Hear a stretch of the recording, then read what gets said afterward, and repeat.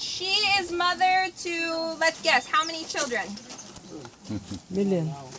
Thousands. So about thousands? 40,000 bees per hive. And so just to show you briefly, the bees that we breed here in Hawaii, they're docile, which means that they're easy to work with.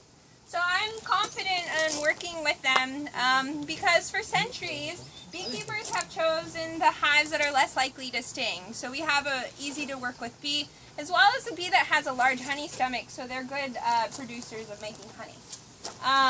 Now what we'll do is we'll check one of these hives that hasn't been checked. We'll go for this one.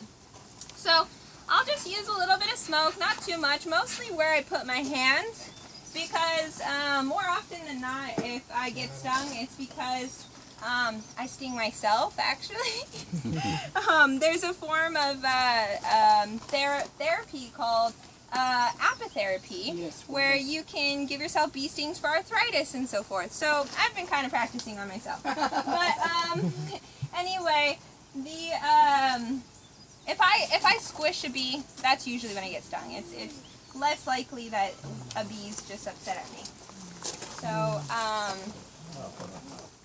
oh yeah, and the propolis, it can be seen all right here. This is the sealant that I was showing you inside. So this doesn't come from the bee's body. This is collected. They go to trees, they go to plants, collect saps and resins, and then they make this sticky glue. So this glue is full of plant chemicals in which will kill microbes. Which is nice, and so the ancients have used it as a medicine, and it continues to still be used as a medicine. Although some cultures utilize it more than others.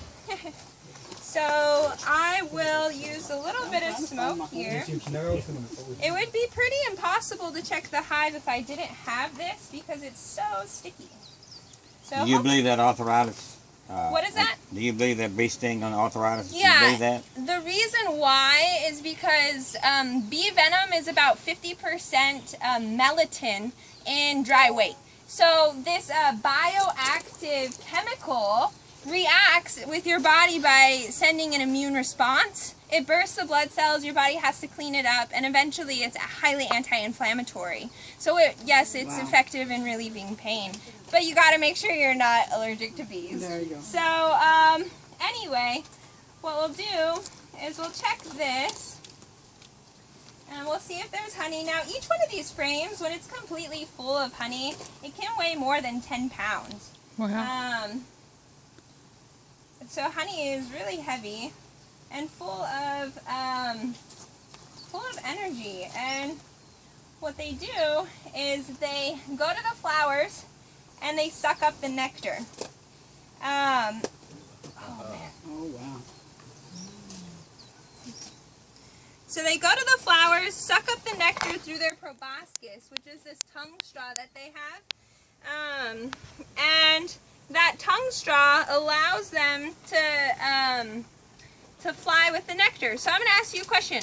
Has honey been inside of a bee's body?